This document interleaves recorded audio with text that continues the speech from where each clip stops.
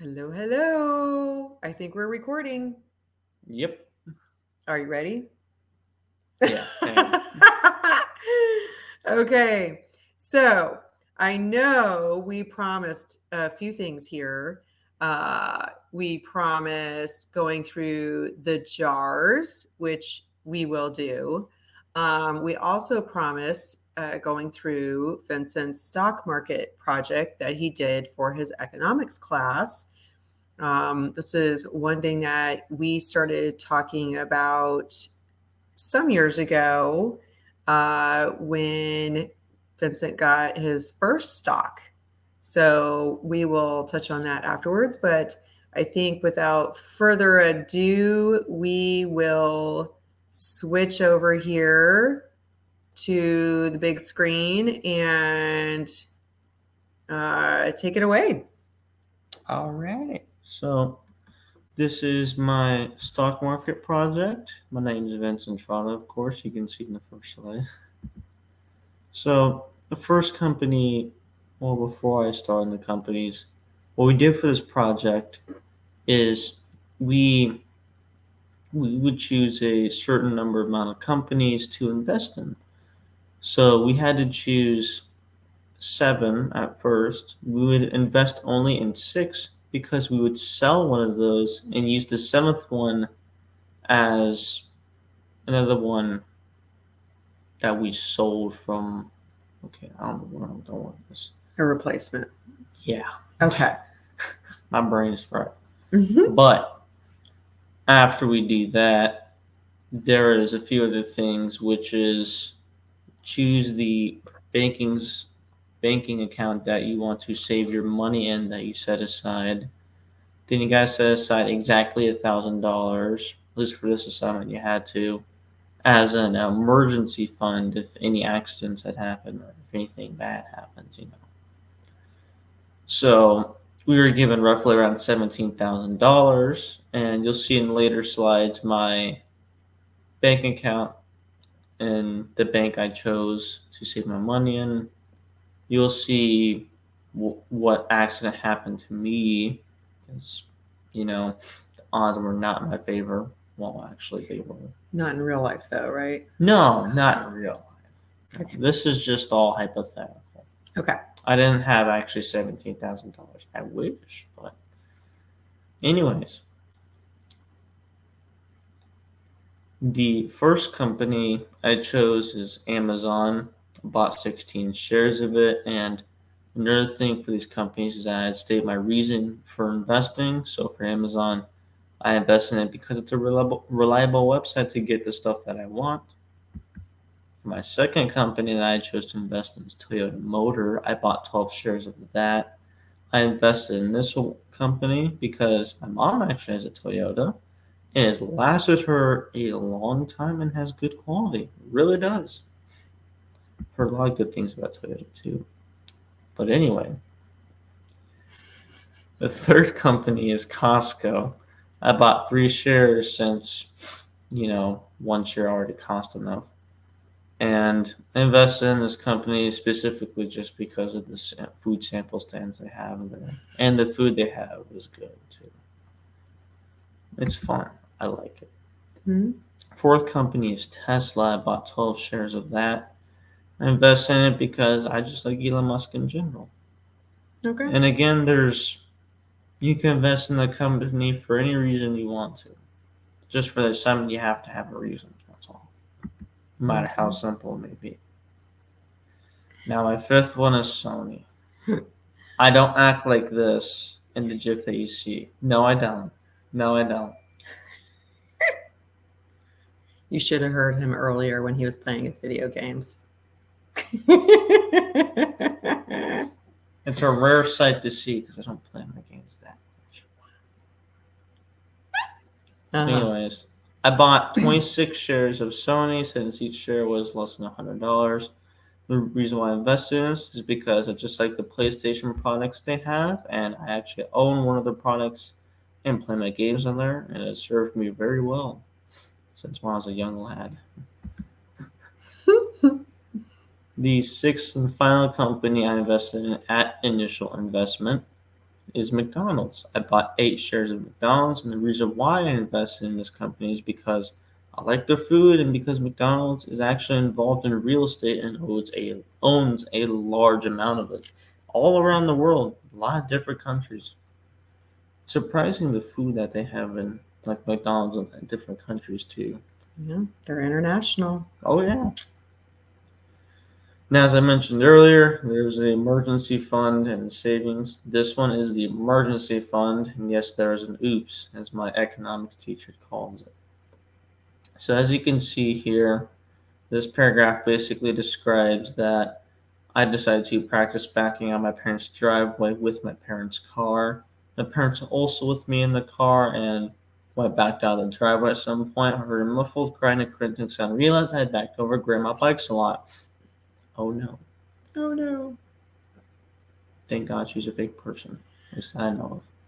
But in a panic, I pulled back into the driveway while totaling the grandma's bike and hitting my parents' mailbox. My parents filed an insurance claim which covered 80% of the cost of damages. Therefore, I only had to pay the rest, which was $290. There were other people in my classroom who had to pull out money out of their savings. I think the most one student had to pay in the entire class was like $2,500. Horrible luck. Yeah. I'm just better though. Okay. And for the savings and requirements, I chose U.S. Bank, and the saved amount I have in my standards savings account at U.S. Bank is $2,630.32. The requirements for this savings account is a U.S. government issued photo ID such as a driver's license or passport, personal information, social security number, date of birth, and U.S. residential address, and a minimum deposit of $25 or more within the savings account. The interest rate of the bank is 0.01%.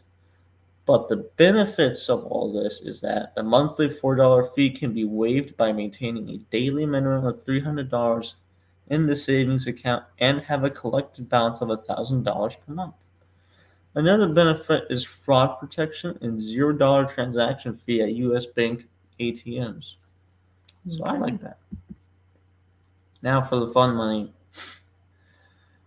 The fun money is another actually subcategory of the money that we had to set aside, and it's basically, it really says in the name mostly, spend the money that you find fun in things, or find fun. Yeah.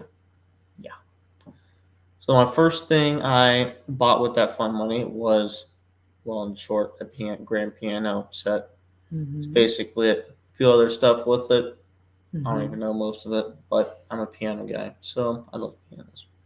Second thing, I love Legos. I don't play video games all the time. I build Legos too. Make sure my life stays as much of a chunk as possible anyway. Because it's fun, you know. What? Okay. I'm not saying anything. That look said everything. But anyway. I want you to be my little boy, but you're 16. So? Yeah. 1 + 6 = 7. I'm still 7. Yeah. Nah, I'm being goofy about it. I bought the Lego Technic Lamborghini. That was pricey, but it looks cool. And the third thing, yeah, it's a Lego Disney Princess set. That's for your niece. It is for my niece. Yeah. Also known as, it's just to get me under $1 left over for fun money for the project. Oh, okay. But yes. You were strategic. It was the only thing that got me under $1 in this project. All right. All right, so as I mentioned, we had to choose 7 companies at first. And for the first step of the companies, there was 6 that we needed to invest in right away. Then we replaced one of the companies that we want to sell with the 7th one that we chosen. And now what you see here is basically the sales and purchases of stocks. So it's beyond the 7th one. So right here, Toyota and Spotify. Spotify was my 7th company actually, but I put it here because I wanted to just organize my presentation as much as I could. So I sold Toyota at the very beginning. I sold all 12 shares, and the price per share 171.83. If you remember from the first slide of seeing it, second actually, it was 174. So it did go down, but again, that was at the very beginning. And the reason why it went down is because there's the third quarterly earnings at the time, I believe. So, but I bought Spotify stocks with that selling price, about 13 shares of Spotify. And again, I just put the reasoning here of why I purchased this new stock of a company. It's just because I love music. You'd be surprised how much I love music. Although there are probably conductors in this world who love it more because it's their job. Yeah. But anyways, this is my second sale/purchase. The stock I sold next was Costco. I tried to wait on this stock as much as I could because it kept going up and up and up and up and up. It's just good. It's just that good. Yeah. So, but anyways, I sold those stocks to buy 4 stocks of Netflix. And I bought into Netflix because I just like the streaming service it has. For my final and third sale/purchase, I sold all my Spotify stocks, and they went up quite a bit per stock, so I made quite a lot of money off of that. And I purchased 8 shares of Meta. The reason why I did this is because I like the VR product the company Meta made, and I use it too. So it's cool. Now, did I make a profit or a loss?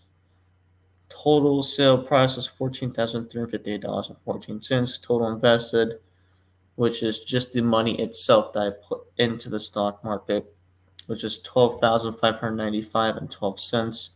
If we do the math here, I made a profit of $1,763.02. Nice. So my overall experience, I'll say that I was pretty confident throughout it all, and the choices I made I was also confident with. Although there was times where I was scared, especially at the beginning where all my stocks went down. Same for everyone else too, all their stocks went down, but after the third quarterly earnings, they all started to ramp up, in my opinion, pretty quickly. Tesla's an interesting one. I'll say that at least, because Elon Musk he's an interesting guy. Yeah. But I like him.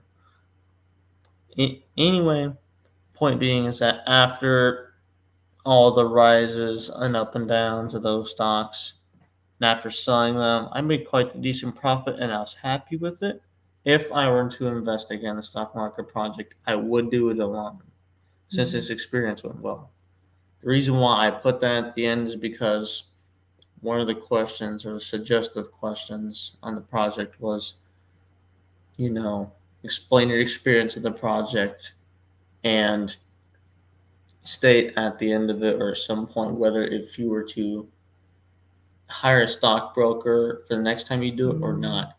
I say I do it again because I trust myself to make good choices and do research rather than hire a stockbroker. They may be more experienced with it, but the more money I save is the more money I can invest. Now, well, not now. That's all.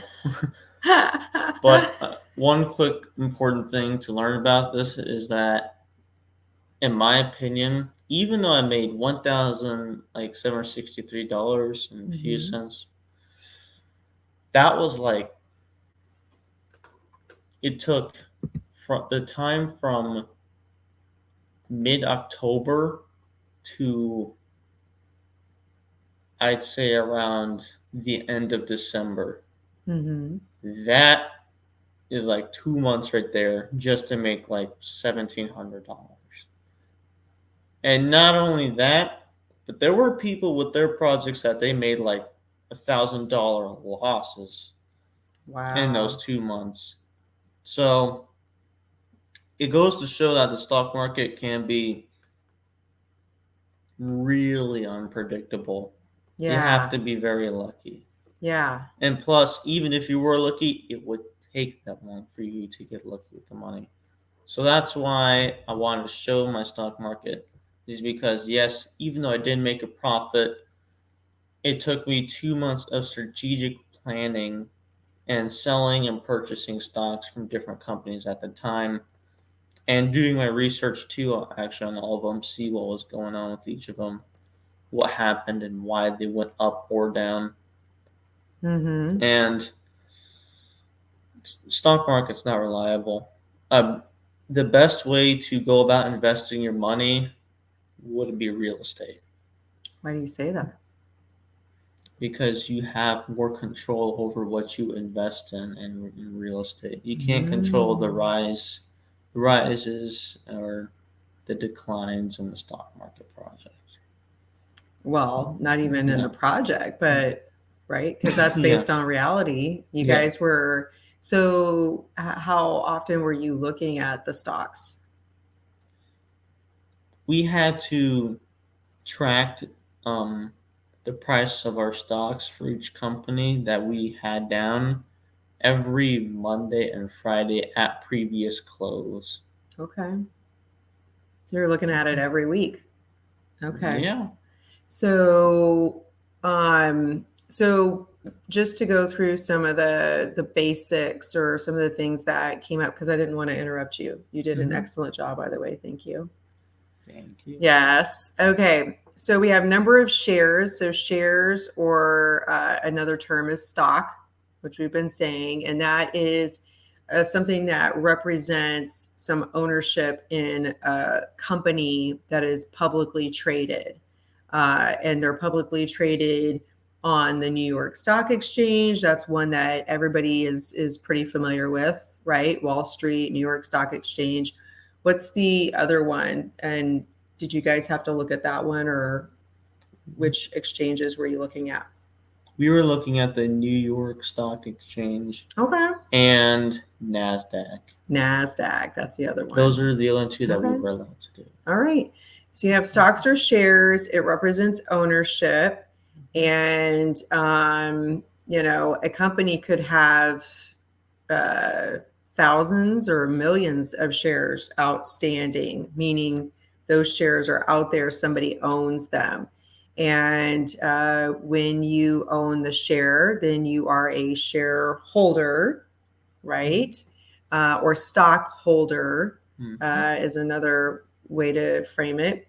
And then the price per share, as Vincent mentioned, fluctuates, right? So it can fluctuate for so many different reasons. Did you guys talk about some of the reasons that the prices, as you guys were reviewing them, why they might be fluctuating?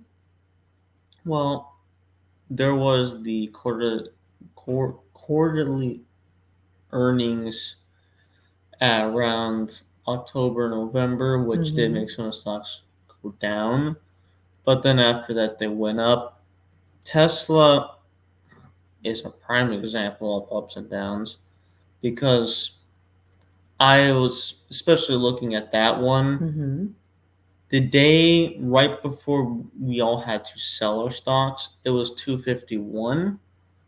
I sold it like the next day for $229 and like per share. The reason why is because apparently a lot of the Tesla models at the time were very dangerous and lethal, apparently due to some glitch in their system, which is why the stock fluctuated downwards. Okay, so you talked about two reasons what could impact the pricing. So one is every quarter the companies they're publicly traded. So according to the SEC, which is an organization that monitors and regulates all publicly traded companies, they require that these companies report their earnings and, their results basically, and provide updates to their shareholders every quarter. And so a reason why the shares could go, the value of the shares could go down after one of those reporting periods could be because, why do you think? Did you guys discuss why it might go down after the quarterly report came out? I'm sure our teacher did discuss it, but I can't remember. So if management had said in the previous quarter, this is our plan for the organization, and we're going to be doing all these things, and this is how we expect our results to be by the next quarter. And then that next quarter comes and the results are not what they said they were going to be.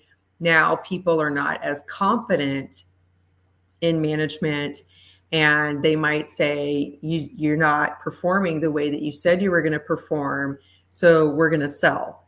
And selling the share is what causes the shares to go down, right? Mm-hmm. The value of the shares.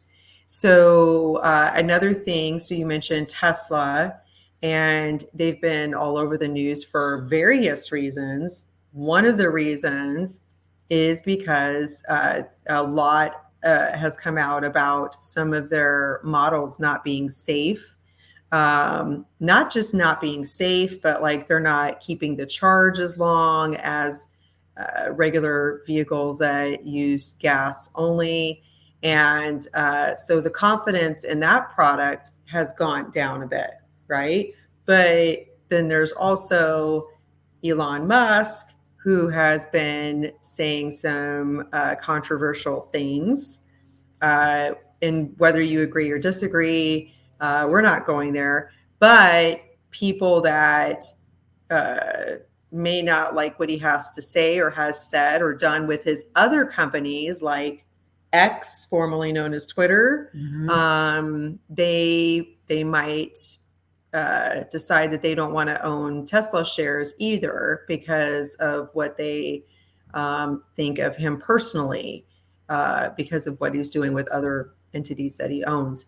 So those are just a couple of examples on what can impact the price per share. It could be news, it could be their reporting that they're doing quarterly, compare the results compared to what they said was supposed to happen. It could be things that are happening in that specific market. If supplies are impacted anyway, like over the last few years with the lockdown, excuse me, if it in any way can cause some risk to a person, they're afraid that they're going to lose their money by holding that share, then they'll sell. And then the problem is that then if enough people sell, then the price goes down. So yes, so we've talked about what a share is. We've talked about what can impact the shares, the value of the share. And you mentioned something about your reasons for investing and that you researched these stocks. You've got your various reasons for each one. So I guess one question I would have is, you're